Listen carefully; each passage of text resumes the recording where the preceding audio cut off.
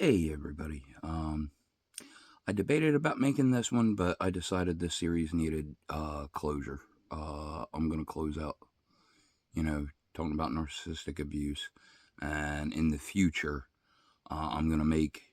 I need to do a little more studying. Um,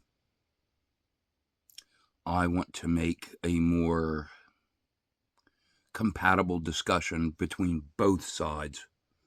You know what it's like for a narcissist, how they come about, what goes on with them, versus people that have survived going through what they put people through. Um, I don't know if you caught my video from yesterday, but I had a little revelation, and I need to correct course because I haven't been approaching this, correctly. When I started this series, and I still stand by it. That's why it's going to stand.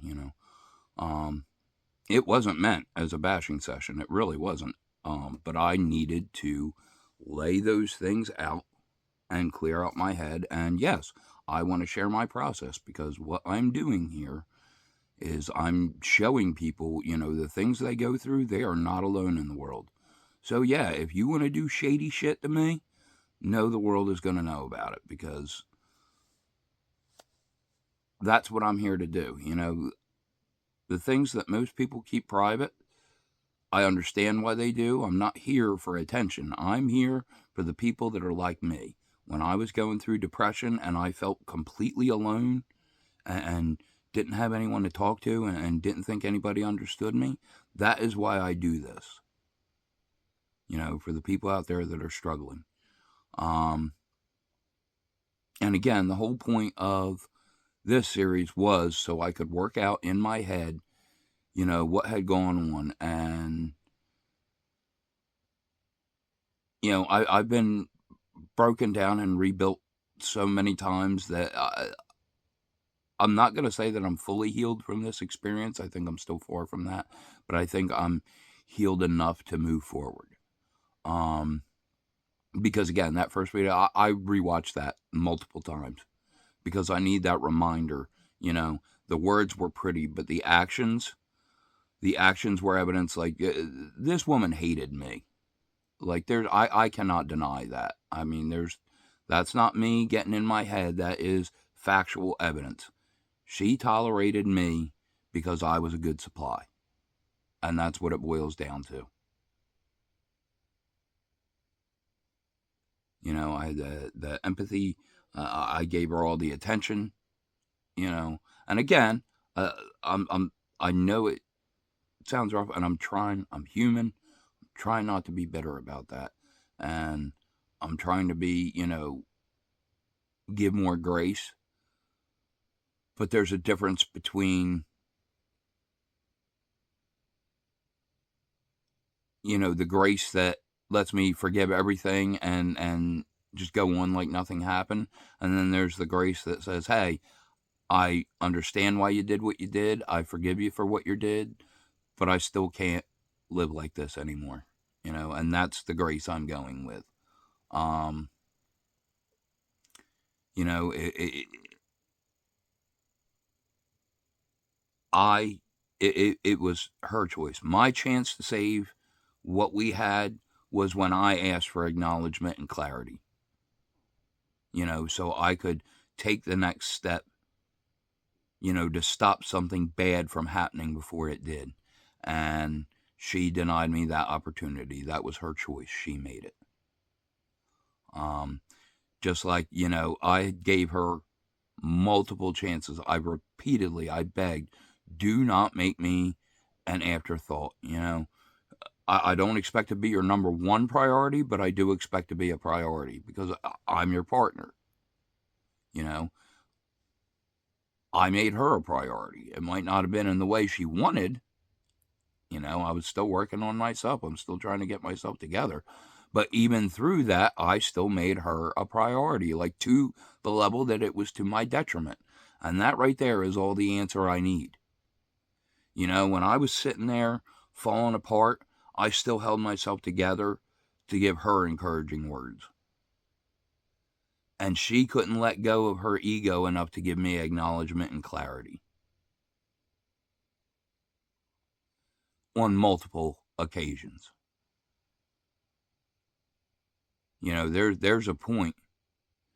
It and again, this is not punishment. There is forgiveness. I do forgive her, fully forgiven. Like, it is what it is. But I need to move forward. It says in the Bible, when they ask Jesus, how many times do you forgive, a friend who did you wrong? 7 times 7. I forgive you. I cannot. You go out and do your thing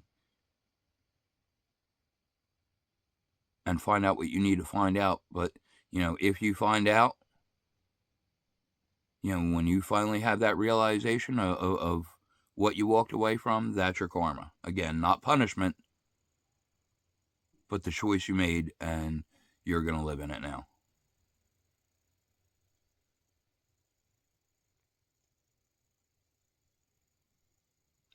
I don't claim to be perfect. I know I've still, even now, as far as I've come, I still have things to work on. And I'm not giving up on it. I'm not going to let this stop me. I have too much going on and too much to do to give up.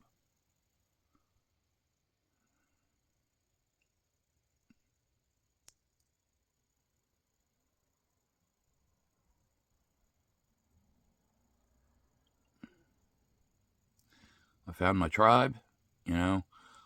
I know, this is my distraction. When I get those feelings, it was really nice. Last week when I went to church, I'd been going up. They let me bring one of the Sunday school books home with me. So not only do I have the Bible study book, but I also have the Sunday school book. So now when I get stuck in my head, I can dive into a lesson. That's how I get through this. Because I am aware, when I have those pining feelings, what they were. That's why I keep going back and watching that first video to remind me. When you get caught up, you put on the rose-colored glasses, knock them right the hell right back off your face.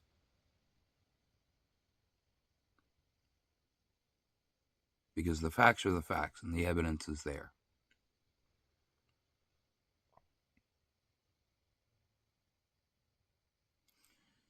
I understand that I messed up in a lot of ways in my head, but I also understand, what the reality of the situation is. I do see the reality.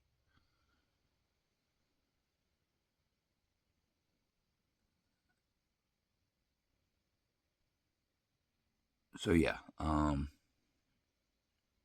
for the future, my guard is up. I've not given up on love. I do believe it's out there. I think it's fleeting in this world that we're living in now. But again, that's what I'm doing here. I'm bringing real love back into the world. I'm reminding people what it should look like. And, what I was putting myself through, that wasn't it either. I recorded a video I was getting ready for bed, and I could hear God saying, hey, record the next in the Breaking Free series. Like, this is the time. Like, I had it working around in my head, what the next video was going to be. And I was going to, I've been recording 2 at a time, this series and that series. And last night it did do it. And I'm following what, that intuition is telling me.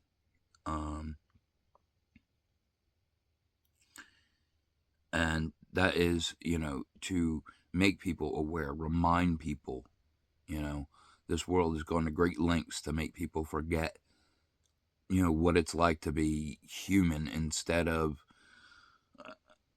a wage slave, because there's a vast gap. And I don't know. I just want to help. And there's, not much that I can do as an individual, but I'm going to do what I can until the tribe grows and we can do more. Um,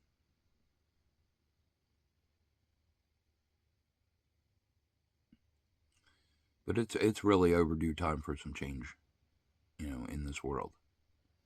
And it's not going to happen if we don't do it. But we can't fix the outside until we fix our insides.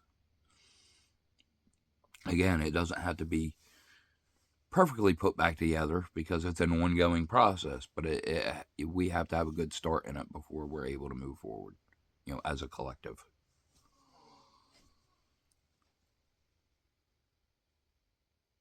So yeah, I think I'm going to leave this one here. Cut it short since all the other ones were super long.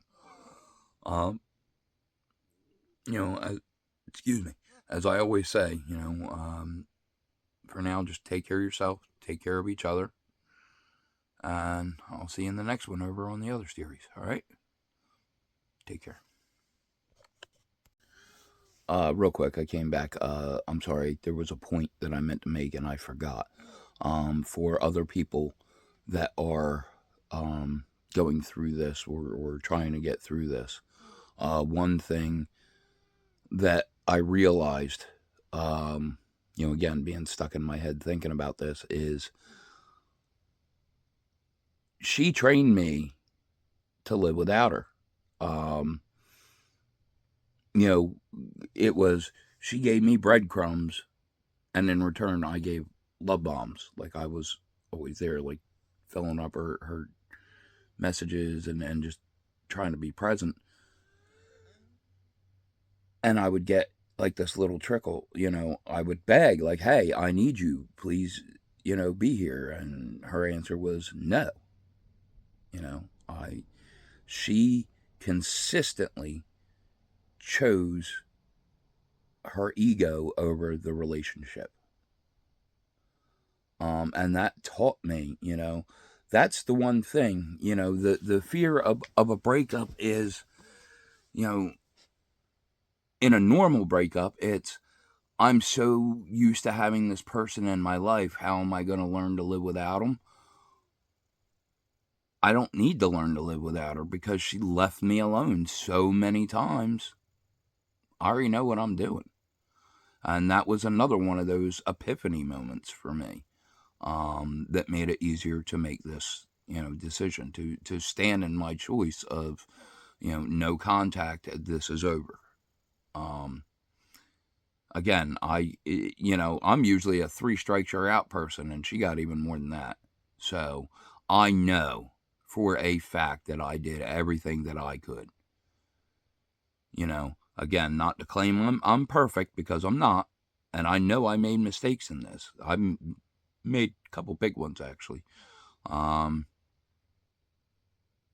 that's I'm not trying to claim no fault. Um, but the reality is the choice of how this went. Like, even if, and that's the part that kind of beats me up in my head is, if she had trusted me, if she had opened up and told me, like, the truth about how she really felt, about what was really going on with her, I would have been willing at the time to still, stand up and stand by her. But she chose, again, um, to push me away.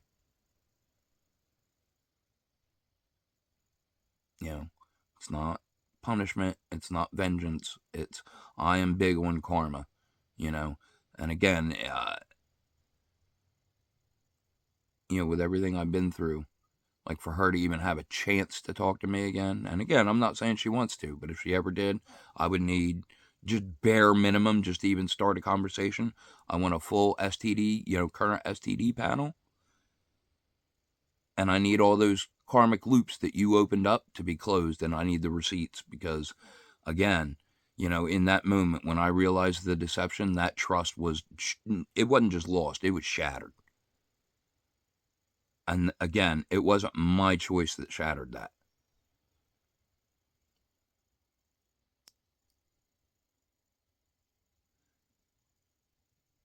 And I'm not going to tell you got to jump through hoops to prove it, because I honestly don't know what to tell you to do to fix that. And that's the sad truth.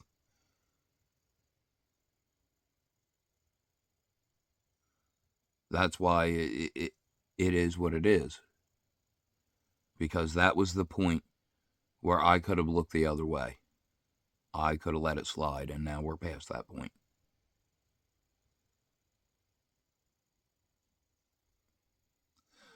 Anyway,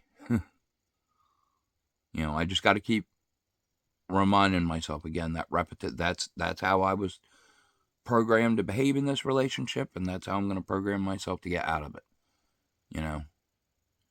Physically, it's been even before that argument, it was over, because wherever we were at, where she decided to close me out and not talk to me, that was the real end. And again, that doesn't matter whose fault that was. It's just the way it went. Because I'm pretty sure we both played a part.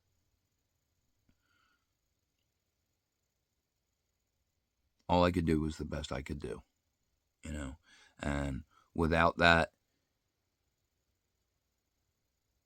respect to communicate with me,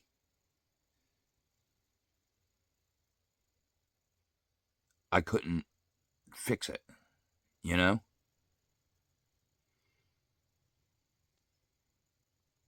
I would have been willing to, but I'm not a mind reader. I can't, you know. Lessons learned so I can treat the next one better. All right, that's it. I'll quit holding you up. Good luck. See you in the next one.